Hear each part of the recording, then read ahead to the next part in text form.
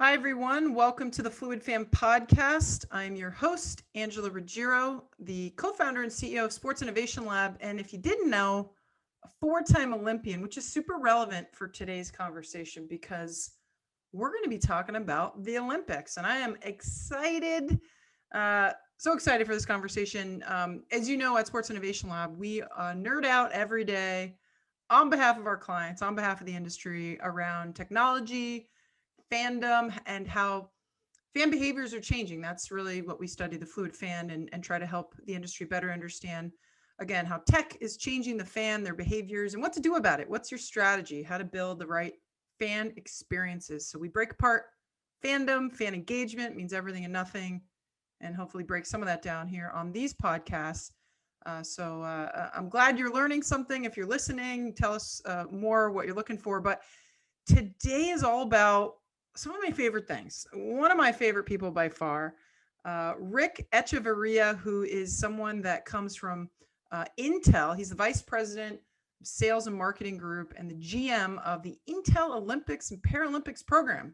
So you're going to hear from someone that literally is boots on the ground at the Summer Olympics. There are not many people, as everyone knows, tons going on in terms of safety protocols. So not many people there, but as a top partner, one of the big sponsors of the Olympics, Rick and his team at Intel are on the ground delivering an amazing experience for the athletes, for the fans, and for the city of Tokyo. So I'm really excited to talk about what he's doing at the Summer Olympics in Tokyo. He'll talk about his 24 years of experience at Intel, and we're going to dive into some of the technologies. Again, I always say when brands are partnering with properties, in this case, the IOC and the Olympic movement, they're bringing something more to the table than just cash now. And that's what's great about Intel. He's going to tell us more about his activations on 5G, TrueView, volumetric video, and the innovative technologies helping the athletes and volunteers stay safe and do some fun things to keep us all engaged. Because I know I'm at home now. It's first Olympics since 2008. So I'm really excited to dive in with today's very, very special guest, our Olympic edition, Rick Echevarria from Intel on today's Fluid Fan podcast. All right, welcome back to the Fluid Fan podcast. You heard all about our amazing guest today, Rick Echevarria, who is the Vice President, again, of Sales and Marketing Group and the GM of the Intel Olympic and Paralympic program. Rick, welcome to the show. Angela, thank you for having me. This is one of my favorite podcasts today because we're not only going to talk about you, we're talking about Intel, we're talking about the Olympics, we're talking about sponsorship, we're literally talking about all my favorite things and what's the future of sport. So thank you again for being on. It's been a pleasure getting to know you. We're on, as you know, the Digital and Technology Commission together on the IOC. Mm-hmm. Yes. And you're on the leadership board, and every conversation I have with you, I feel like I learned something new. So this is going to be an exciting one. Great. You're very kind. Likewise, I think it's great to get to meet you at the commission and then the collaboration on Sports Innovation Lab. And that actually has led and is leading to a number of different collaborations with Intel and the Sports Innovation Lab. So I think our great working relationship, and appreciate what you and the team have done to collaborate, accelerate the collaboration with Intel. It's been great. I love it. Well, let's get into what you're doing because it's fascinating. You personally have been with Intel for 23 years. And again, when I say I learn something every time we talk, it's for real. You have an amazing technology background, which again is sometimes rare in sports. A lot of times we see people trying to wrap their head. You're coming into sports, but you have this amazing technology background. Walk us through, the last 20 years or so at Intel, and really what led you to joining up and now leading the Olympic and Paralympic division. Yeah, Angela, this is interesting in today's day and age where you see so many people specializing in a particular technology area. I have been very blessed to have had a multitude of experiences at Intel throughout my time, and it feels like every 2 or 3 years, I go through a significant change in terms of the work and the scope and the technologies that I'm working on. And worked in the PC space. I've worked in data center. It's sort of interesting to think about the fact that prior to me coming to leading the Olympics, my last job was leading cybersecurity and our security technologies at Intel. And what all those things have in common, and something that has been part of my focus since the beginning, has been systems level thinking. So no matter what role I take, I really think about people, processes, the products, the premises. And in fact, you know that I am a big time Purdue University homer, right? And I have spent at least the last 8 years on the advisory council for the School of Industrial Engineering there. And so it's just that constant focus on optimizing whatever challenge it's thrown in front of me, whether it's cybersecurity, whether it's our corporate PC business, or whether it's the Olympics. And I will tell you, Angela, what I really love about the Olympics is that it's one of the absolute most complex environments from a sponsorship point of view, from a relationship point of view, and then from a technology point of view. This is a challenge that I had been looking forward to delivering, and I'm very glad that things are working out really well for us here in Tokyo. So for listeners that don't know your exact involvement, one, just I'm so happy you're part of the movement now in this way, because that thinking is so needed at the Olympic level, at global sports level. So I love the way your brain works. But walk us through the partnership, the sponsorship. You're a top partner, which stands for the Olympic partner. It's the highest category, and really through that you've become a technology provider of the games. And we'll walk through, I think, some of the initiatives that you're doing. But walk us through your sponsorship, and maybe just one quick over of how you think about really what that partnership then looks like. Yeah. Our partnership with the IOC has evolved, and in fact, it's evolved in front of your own eyes, because you've been with us throughout the journey, right? You were with us in Pyeongchang, and you were part of that amazing feat. I'm still in awe of the team that pulled that together. We signed 7 months before the Pyeongchang Games, and then we showed up at Pyeongchang, and we established a number of technology initiatives in the games at Pyeongchang. We also invested quite a bit in marketing. And so, but it was our first foray. And I thought the team did a very good job of bringing, the opportunities and the potential of 5G and artificial intelligence and computing, the drones, virtual reality into the games. It was pretty phenomenal. After the games in Pyeongchang, I came in and I took over the role preparing us for the games in Tokyo. And there were some elements of that work in Pyeongchang that carried over into Tokyo.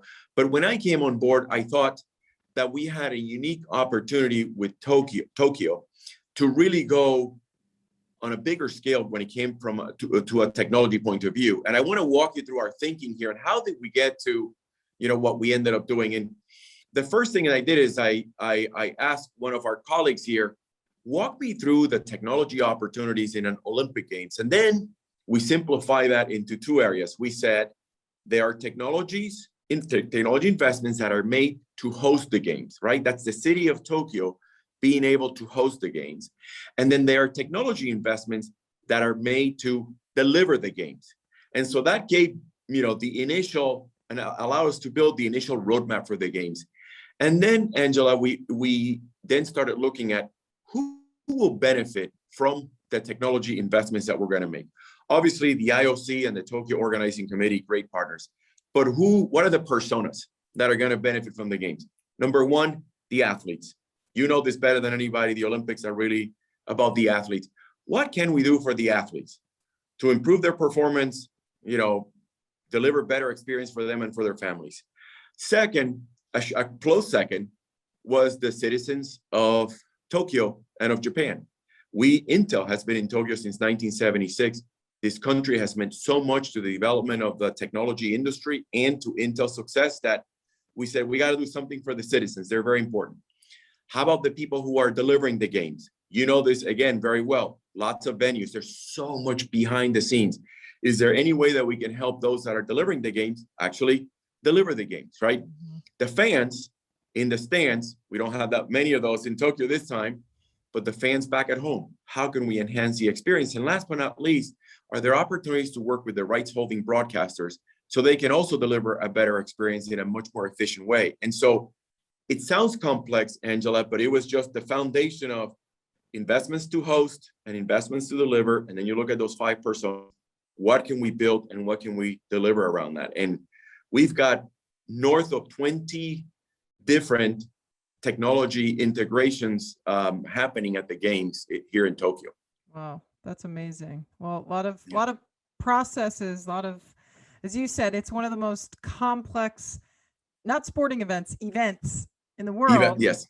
And those that are partners, those that have been on the inside, really understand the complexity to pull this off, let alone during a pandemic when you have obviously a lot more to juggle.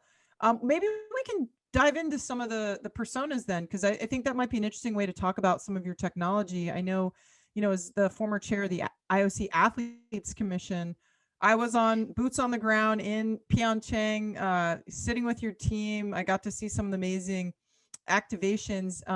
But you've taken, as you mentioned, your partnership one step further with the athletes specifically. And I know we've talked a lot about the 3D athlete tracking, some of the work that you've done with Athlete 365.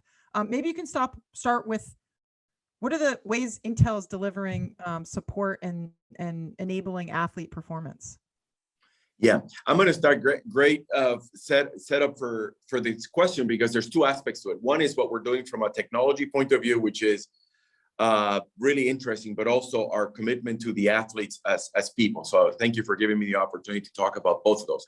3D athlete tracking is a technology that we're very excited about. In fact, it's about to make its Olympic debut here in athletics, right? Because we're going to apply and deploy that technology to enhance the broadcast experience for the sprinting events in the Olympics. But the technology did not start as a broadcast enhancing technology. It started as a athlete training technology.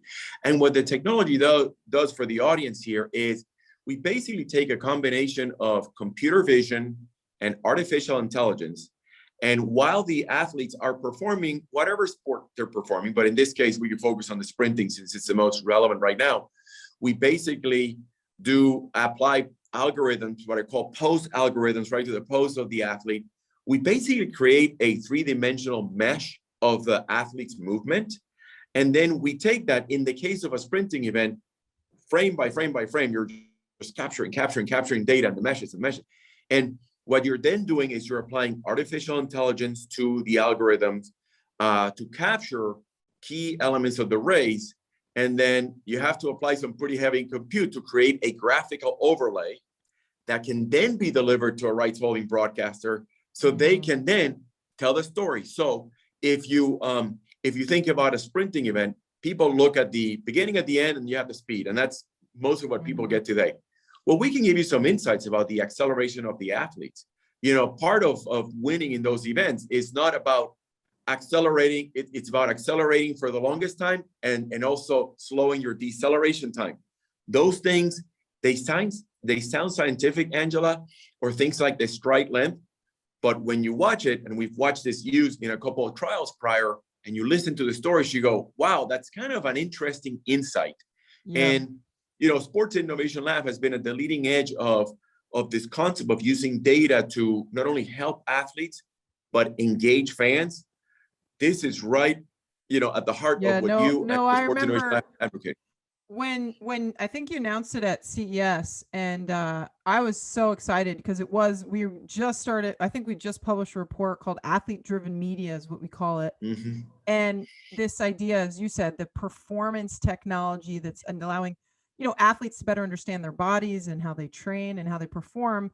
There is absolutely a market for the broadcast, for the storytelling, for the fan, and you guys you're delivering on that. And we really believe that is such an important aspect of the next generation fan. Some want the storytelling, some want the stats, some want they just want to be more involved in what they're watching and really have that context to lean in. So that's amazing. I'm super excited to watch. And you mentioned the athletes off the field then. Yeah. And by the way, it's really interesting how the whole, the connection here to the athletes off the field and the role, by the way, that 3D athlete tracking played into that. Because back in 2019, we were celebrating Olympic Day, and we invited a young man by the name of Ashton Eaton to come and hang with the Intel family. He went to the University of Oregon. We have a large facility, in Oregon, but we brought him in. Actually, we brought him into Santa Clara, and I heard a lot of complaints from people saying, "Why didn't you have Ashton in Oregon instead of Santa Clara?" But we met Ashton. He was, getting pictures taken and signing autographs, whatever he's doing. He takes a break, sitting in a room with us and with Jonathan Lee, who is the director of the sports technology for us here in the Olympic group. And we started talking about this technology that we were working on. And Ashton was asking questions where you kind of thought, wow, that's a lot of insight. Literally, as we walked him, he finished his time with us, left. As we're coming back, I said, I don't care what we're doing the next few minutes, start working on hiring Ashton. And we hired Ashton. He's come on board. He's now an engineer on the project. He gave us a ton of insight he's giving us a ton of insight into the technology. What he also did, he opened our eyes to the amazing impact that athletes could have in business. They understand how to perform under pressure. They understand how to prepare. They are disciplined. Who wouldn't want to have that in every employee in your company? So that really led us to start thinking about what else can we do. We did the outreach to the International Olympic Committee and to the Athlete 365 program. We announced the pandemic is coming, right? It's hit us really hard. We were already doing some technology work with the U.S. Olympic and Paralympic Committee to help get the athletes back into practice as early as possible. But then we also thought, let's extend benefits that we're giving to our employees to these athletes. I think we're going to find some beautiful opportunities to really improve their lives. And then we created a mentoring program. And so we basically looked for athletes who wanted to be mentored and for Intel employees who wanted to mentor. And we've already, for those who want to follow me on LinkedIn, you'll find out some of those stories have been published. Beautiful stories of people coming together, helping each other through a very challenging time. So I would say that of all the, we can do all this amazing technology magic, Angela, but nothing really is as special as the unique relationships that we built and the positive impact that we think we're having on athletes. And I think more than anything else, I think for the IOC, they sort of realize Intel's really into this, and it's really going to bring more than technology to the movement. And I'm very proud of all the mentors that volunteered. I'm very proud of all the athletes who also, opened themselves up to work with us and take advantage of these benefits we offer. Well, again, why I think you guys are the perfect partner for the IOC and the Olympic movement is you get it both from a tech perspective, and we just laid out the athletes, having been an athlete in 4 Olympics and obviously serving as the chair of the Athletes Commission. When top partners, when partners step up and lean in and support it, it goes so far. And your point about athletes having, I always liken it to athletes. You can teach an employee a skill, but it's really hard to teach an employee those intangible values that you learn on the court, on the ice. It's harder to teach someone goal setting and, picking yourself up after a loss and working as a team than it's hard to code, but if you take a few classes, you might be able to start somewhere. So, so that's fantastic.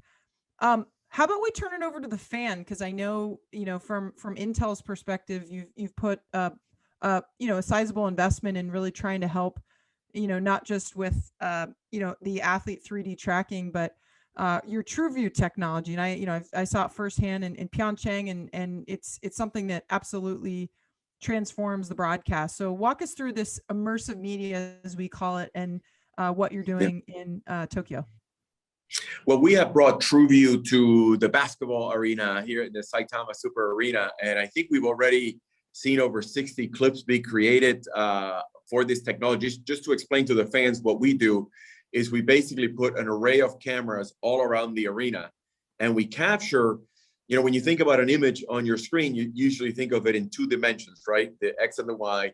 what we do is we create this virtual world through voxels, which add a third dimension to what you're capturing. And what it allows us to do is to place a virtual camera anywhere in that arena. So you want to take a clip from the point of view of a fan right behind the glass as somebody's coming in for a dunk, or you want to see what, an athlete is looking at as they're getting ready to shoot a free throw. You can actually create these clips that actually show you exactly what the action is from their perspective and their point of view. So you just have to think about a virtual camera that you can place anywhere in the arena. And that really allows the right holding broadcasters to bring a different dimension to the game, because they can actually see the action from those who are part of the action's point of view, right? Which is very, very unique. It's a phenomenal amount of technology and compute. I think each one of these clips, which are usually 15 to 30 seconds, is about a terabyte of data. So that's basically the equivalent of 250 movies. And you're doing that for a 15 to 30 second clip. So you have to be selective, right? Because you're doing a lot of compute and you're doing a lot of capture. Yeah. But it just creates a complete new dimension to the fan. Yeah. And here in Tokyo, and especially with the no spectators, I think bringing those new experiences makes a bigger difference, much more impactful. Yeah. No doubt that, without fans in the stands, the broadcasts in these games are going to be more important than ever before. And just the ability, as you said, to give fans a different perspective, look through the eyes of the athlete, not just that high level view that you're used to. And in the future, I know we've done a little around your volumetric video. I'm extremely excited for that capability, in the future when the fan can actually touch and turn and really see what, the exact perspective they're looking for. So your true view is really, really cool. Yeah. So question then about, we just talked about athletes are competing and training in a totally different environment. And you've talked about Intel creating some solutions that'll help, again, create that sense of feeling and connection. Can you walk us through your 5G infrastructure? Because I know it's something that, again, helps you, not just deliver the games. You talked about, the delivery of the games, and it's the groundwork for everything, as you know. But also maybe one application, your 2020 Beat campaign that really is trying to provide a little bit more of an atmosphere for athletes that look up and don't have that same kind of intensity of the crowd. But Intel's there to try to help. Yeah, we are. Well, let me tell you about 5G, and then I'll come back to the Beat campaign. Angela, 5G. Wow. As you know, when we went to Pyeongchang, we sort of collaborated there to deliver a private network just to see what's the potential of 5G, and standards weren't even set, at the time we did that. And you fast forward to where we are today, and these are the first Olympic Games that have access to a commercial 5G network. And that's been the collaboration between the Tokyo Organizing Committee of the Olympic Games and NTT and NTT Docomo has been phenomenal. And I got to share with you what we're doing with 5G, because it's just so cool. We were the other day at swimming, and one of the examples of what we're doing with 5G is bringing augmented reality to the swimming experience. So you put these very lightweight goggles. In fact, I'm wearing glasses. You just put them on. They're very lightweight. And when you look at the starting blocks for the swimming, and I'll just turn because that's what I did. You just turn to the starting blocks, and you see all of the information on each of the players of the swimmers by lane. But if you just shift your head a little bit as they're being introduced, you get their picture and you get all their stats.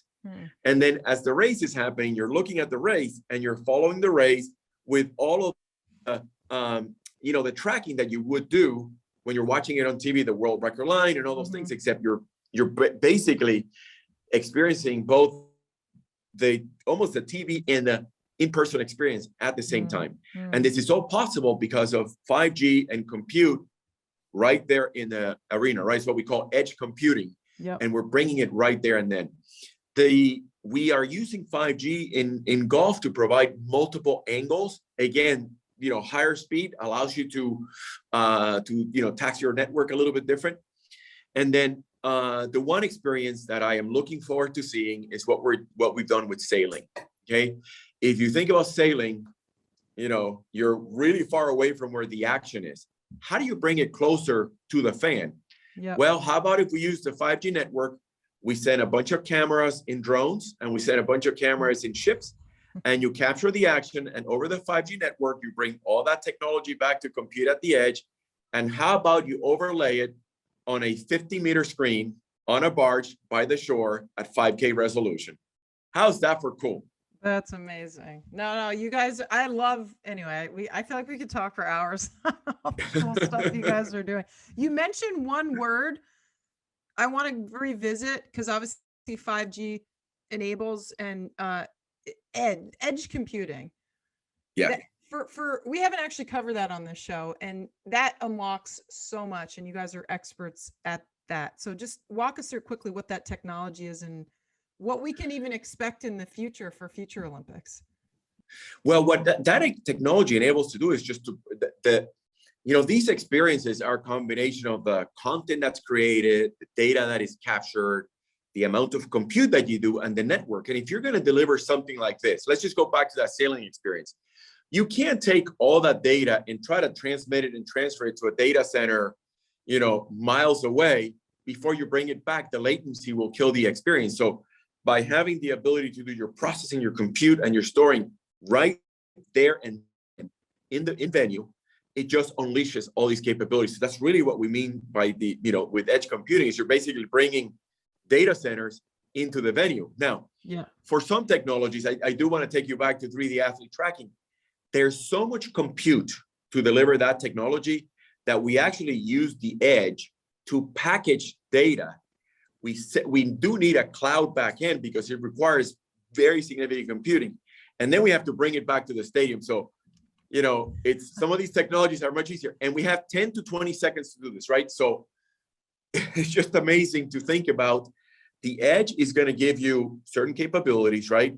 But when you need that big compute, the cloud is still there. So I know that we're getting maybe too much into tech, but that's no. That's part of Rick, this is the Fluid Fan podcast. We nerd out, we talk tech. This is the perfect spot to tell us what you're doing, because we're pushing hard, as the industry, to think about sponsorship in a different way. You're not just, write us a check and put some, your name on a few billboards and go home. It's really, there's an opportunity, I think, for sports organizations to understand the power of the companies they're partnering with, and the amount of, and the capabilities that they can actually bring to the table. And sometimes, you might proactively say, here's something we can deliver.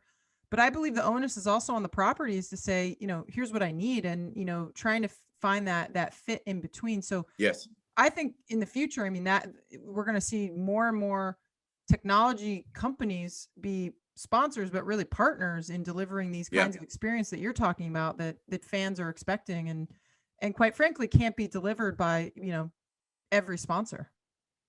And they require partnerships, and you have to come in with that partnership attitude. And one of the things that we really have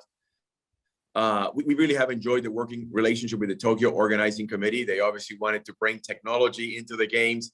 We have a great set of partners here in Japan to work with, right? Within NTT Docomo, NEC, Panasonic, Fujitsu. There's just so many great technology partners. But you talked about the properties and the entities that you work with. That's where you really have to also be willing to push the edge of technology to deliver a particular outcome, right? And that's where, in working with the Tokyo Organizing Committee, the 5G, we took a lot of leaps of faith together. If you think about the beat, what we've done with the Tokyo Beat campaign, they basically saw a demonstration, by the way, at CS, and they said, how could we use artificial intelligence to create a composition that's going to define the games and engage the fans? And if you go to several of the largest train stations here in Tokyo, that's what you're hearing be played out, is the Tokyo Beat. And we all learn to clap, and we all enjoy, and we become part of it. And it's, Angela, one of the things that I have to say, with all this great tech, we've also used technology to bring great moments to people around the world. I think locally, the Tokyo Beat, it's been around engaging the fans. Drones and that beautiful globe flying 175 meters. Oh yeah. That I can't tell you. Yeah, everyone was talking about it. It was such an iconic moment, I think, for these games. And I remember the first drone kind of it was an exhibition. You delivered an experience like that in Pyeongchang, and I was there to see it live, but obviously viewing it from home this time, equally impressive. You was there, I was Yeah. waiting for it, in some ways. Yeah, when that blue moon showed up, and it's interesting, right? It's the once in a blue moon, as we like to say, but the blue moon showed up, and I think people were still. I've talked to a number of people that it just took them a while to process what in the world was that, because it was the size of it. It was 1,824 drones. It was just so massive, and the fact that we had the courage to fly something like that in the middle of one of the most dense cities on the planet, Yeah. Was a tremendous feat of technology. But what I really appreciate is that it's sort of, I think there was at least one moment there where the world came together and say, wow, we are as humans, we are amazing. There are just so many amazing things that we can do in working together. The team that actually put that together came from multiple countries. We had people from Germany and Finland and the US and India, multiple places. It was just, the world needed a moment like this. I wish we had more moments like that. The fact that we were able to use our technology to bring people together and warm their hearts was really made everything else, the tech itself, cool, but the moment itself was really more relevant and more important to us. Tech is the means. I mean, at the end of the day, I say this all the time. I love tech not tech for tech's sake. It's what can it do? And your point, it brings people together. The Olympics powered by tech brings the world together. And, I know that's something you and I have talked about a lot offline around, the values of the Olympic movement and Paralympic movement, and our equal admiration for diversity and unity and diversity, and really trying to, leverage these kinds of platforms to bring people together. And I don't know, maybe you can opine on just the values of the Olympic movement, or your personal experience. Again, you're doing a lot in terms of pushing forward diversity. I know I've talked about this with Sandra Lopez within Intel many times, but just, it's something that strikes me again. I think with your company, I hear it a lot, and again, why I think you guys are a great partner. Yeah, we have a great commitment. Obviously, it was, if you look at the Team Intel, the athletes that are part of Team Intel, diversity was front and center in that, and we have a great athlete, Team Intel.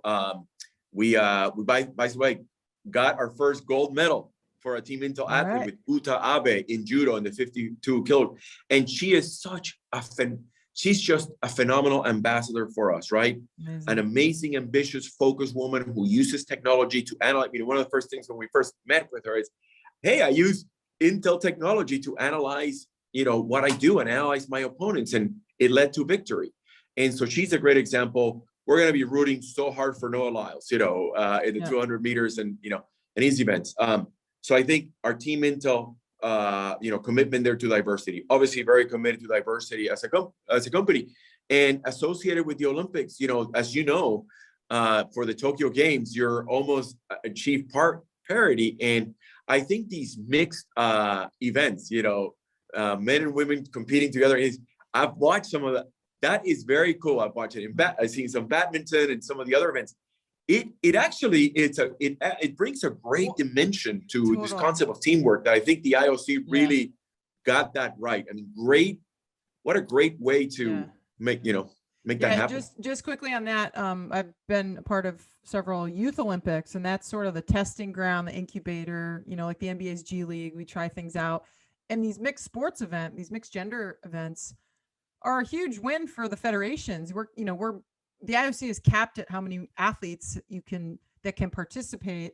On the summer side, of course, Paralympics has a little bit more wiggle room, and the winter sports does, but you're capped in most sports federations. But if you can use those same athletes and double up, you can just get more medals. So it's sort of a win-win for everyone.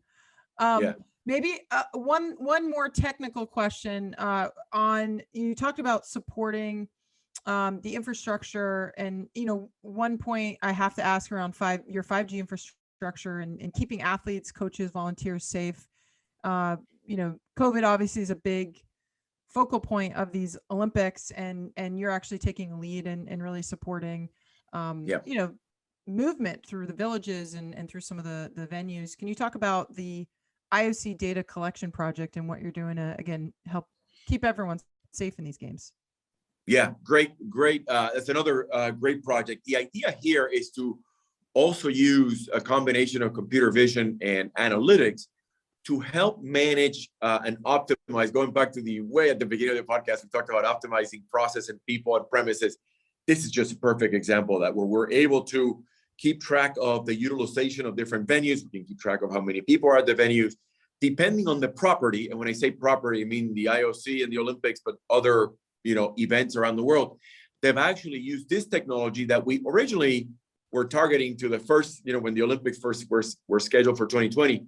We decided to take this data collection project and then with our partners unleash it on other properties. And so they're able to do things like manage the number of people in particular parts of an event.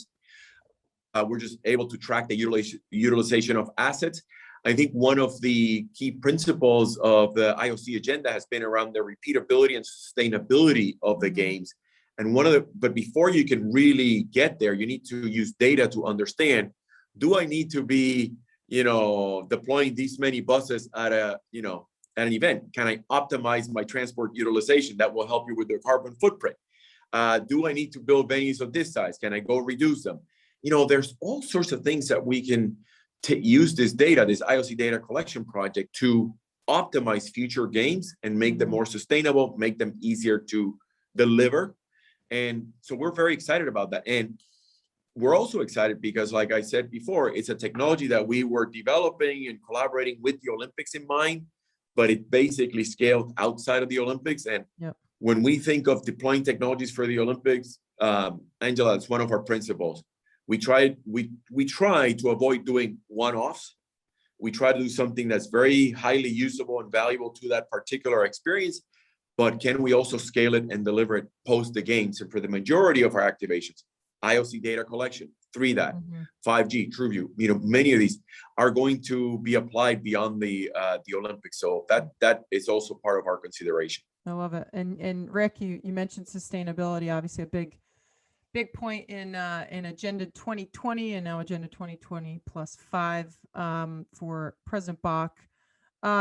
Before we turn over to my innovation section, I wanted to, you just mentioned, some of these activations, you're laying really the blueprint, if you will, for future games, which as the IOC, and I don't know how many commission meetings I've sat on where, we've really talked about how do we evolve the Olympics in terms of creating something that, is sustainable, that has some rinse and repeat, legacies that again, you're not reinventing the wheel at every city. And so you're playing a role in that. Obviously, I'm curious if you could give us any perspective on some of the innovations that will continue on in future. Beijing is just around the corner, as I'm sure very well with your team.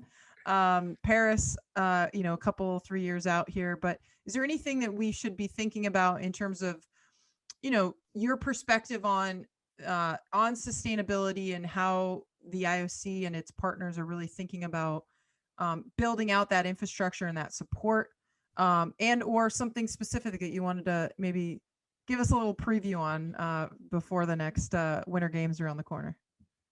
Yeah, I think, and of course, if Winter Games are near and dear to your heart, we know that. A little bit. A little bit. What we have done, especially with the transition from Pyeongchang and Tokyo, is sort of establish a roadmap for some of these technology areas. So what can we do with 5G at the next games? What can we do with artificial intelligence in the next games? And so for us, the integrations that we're doing games to games, they also serve a purpose, which is to advance the integration of some of the technologies and what are some of the possibilities that we can unleash with them, right? So one of the things that we didn't talk about is that 5G here in Japan is enabling us to run a small pilot of broadcast cameras that are, the connection is with 5G. Can we do more of that in the next games and reduce the kilometers of cables, right, that are deployed for cameras?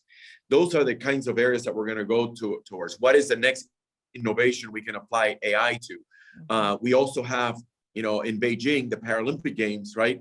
And we're thinking of ways in which we can use this edge computing and computer vision and other technologies to help the experience of Paralympians. That's one of the newer big challenges that we're going to take on in those games. So stay tuned. We're still working through our plans there. So we'll try to stay obviously in these consistent roadmap areas that we've been driving: compute, AI, 5G, et cetera, and just advance them one step further to deliver new experiences based on the 5 personas that I mentioned. So that's our thinking. Obviously, we have a lot of these plans already in place. As you said, there's not a lot of time with Beijing, but we will start disclosing those as we get closer to those games. Yeah, we only got a few months here, but focus Tokyo right now. Rick Echevarria, the Vice President, Sales and Marketing Group, and General Manager for Intel Olympics and Paralympic Program. This has been a fascinating conversation for me. We just, in general, I think hearing your perspective too on, how to get better, how to improve, how to use technology. I mean, that is the epitome of an athlete. You're always trying to get better. You're always trying to push the boundaries. So it's great to have, I think, Intel as a top partner, and just wish you all the best of what you're doing. So I'm not going to let you go because I want to hear what you think innovation means. I always close my segment with this podcast. You're a leader in the space, and those that are listening, I'm sure would love to know first, what does innovation mean to you? Yeah. Having been in the high-tech industry for a long, long time, one of the things that you learn is innovation is a broad term. Usually, I have learned that you start thinking about outcomes first, and then you figure out ways to get to that outcome. And that's where innovation comes in, right? And I gave you an example was, the drones. What was the outcome we were trying to deliver? Was this amazing experience there? You understand the outcome, then what are the technologies that can get you to that outcome, and then how can you build them and develop them? And so I usually don't start with innovation. I start with outcomes, and then innovation is a means to the outcome, right? And there's all sorts of techniques, and some people love design thinking, and there's all sorts of ways you can facilitate innovation. But I think that outcome centricity is what I have found out, that at least over the last 7 years of my career, that outcome centricity has really led to really good impact for our company, our employees, our customers, and our partners. And that will continue to be the way I think about it. I used to always, I had Olympic rings in the back of my head. My outcome was playing in the Olympic Games. I always had that in my head. You think differently, and you did that successfully, right? I love that picture when you show me the gold medal. I love it. It's funny. I can't remember how many bike rides I was on. Right, I was like, oh, this is horrible, but I had those rings, and you gotta reinvent your swing. You gotta figure out, but to your point of, if you know where you're headed or want to head, even if it seems unrealistic. I love that. All right, who's the most innovative person in our industry, or who's someone you respect and look up to? I was preparing for this podcast, so I did a little bit of a survey with the team. This one was tough because people, some of us think of tech, when you think of the most innovative person in the industry, you quickly go to technology, right? And so I don't know. I think I'm gonna have to take a pass on this answer. I really couldn't come up with a brilliant answer for it, right? I could be arrogant and say, for the next 2 weeks, one of my teammates is the most innovative person in the industry, right? The head of the 3D athlete tracking program. Great, give him some love. We'll give him some love. Jonathan Lee's doing a phenomenal job with that. We're going to tag him. But you can tag Jonathan, but then the TrueView team is going to get upset because they're doing some amazing technology. So if anybody from Team Olympics Intel is listening, you're all amazing. And for the next 2 weeks, you are the most innovative person in the industry. You're a good leader. I definitely good kudos there. Give your team props. How about most innovative company in sports tech, not including Intel, because you guys are obviously not included in. No, we would never say Intel. That would be too arrogant. I'll say it for you. You're amazing. I love you. Thank you. There's a couple of things that were really interesting. One, when I was thinking about this first, I was thinking about your recent report on what's happened with women's soccer and some of the innovation they're bringing the fans. And I think that you can cite a number of different sports leagues and what they're doing to really understand that the fan experience is really changing, and you better change with it if you want to keep them, right? Mm-hmm. We also, we've looked with a lot of respect at the Gatorade Sports and Science Institute. I think the combination of their satellite labs and the university partnerships and the research, they really have a very comprehensive approach to what they're doing. So that's another company that came up in my small survey of our teammates, right? And we have a couple of teammates that are big fans of fan control football. So they kind of said that, it's an interesting approach. I mean, everybody wants, who wouldn't want to sit there and say, I'm going to call the plays against somebody else and let's see what happens, right? Gets you into the action. And I think what it really emphasizes, Angela, is something that you've been a tremendous advocate for, and is that this fan centricity. There's an athlete centricity. It's really important. The fan centricity is really important. And there's, going back to innovation, lots of ways in which we can keep the fans engaged. And it's so important at times like this for people to have a way to get themselves engaged, get themselves to enjoy, positive energy, great experiences. And that's something that sports, is well suited to do. Yeah, I mentioned to you, this is my first Olympics that I haven't been on the ground either competing or part of the IOC since 2008. So I'm watching from home for the first time, and that a lot has changed since then, in the way that I'm viewing and all the different platforms I can find content on, and I'm engaging with the athletes, and it's amazing, to your point of the fan centricity too. Like if we're going to continue to push forward, we're on the Fluid Fan podcast. We always think about the customer, the consumer, the fan, and how do they want it? What are the new and innovative ways that keep them here? Because I'm obviously a true believer in sports, and I know you are as well, the impact that it can have. And to your point about just taking a break from the past year, which has been hard, year and a half. And, the Olympics are hopefully at the end of this, we all say, wow, what an amazing, the Olympics and Paralympics brought us together and gave us that moment that we all desperately needed. Yes. Okay. This one might be easy because I'll let you say what you want to say. The most innovative league, team, or federation, or global sports property. Yeah. I'm gonna be a homer. I'm gonna stay with the Olympics. But one of the reasons we really have enjoyed our collaboration with the IOC and the Olympic movement is because it is an amazing ecosystem. It's just full of innovators and companies really willing to test the envelope when it comes to the use of technology to enhance the sports experience. And it does take a complex ecosystem to pull this off. We've had a great working relationship with the Chief Information and Technology Officer of the IOC, Ilaria Corna, Yanis Exarchos, and Team OBS, Soterius, and the rest of the team. They've been fantastic to work with. The rights holding broadcasters, Team NBC, with the work we've been able to do with Joe Jesu and the folks there, Discovery, Global TV. There's just so many partners around the world that are willing to, again, engage in innovation to bring a better experience to their fans and to the people around the world. That's just what makes the Olympics so special for us. Yeah, no, thanks for giving some love to all the people too that you'd mentioned, because it definitely takes a team to win a gold medal. It takes a team to put on an Olympics, and Intel is an amazing partner. Rick, you are an amazing leader. As we just talked about, the technologies you guys are bringing to this space are really groundbreaking. So thanks for being on. This has been amazing. I want to, one last thing I'm requesting. I want to hear that Tokyo 2020 beat clap you mentioned. Give me the beat. It goes some. Well, oh boy, you're gonna and I'm gonna have to do it, but it goes like tin tin tin tin tin, da, da, da, da, da, something like that.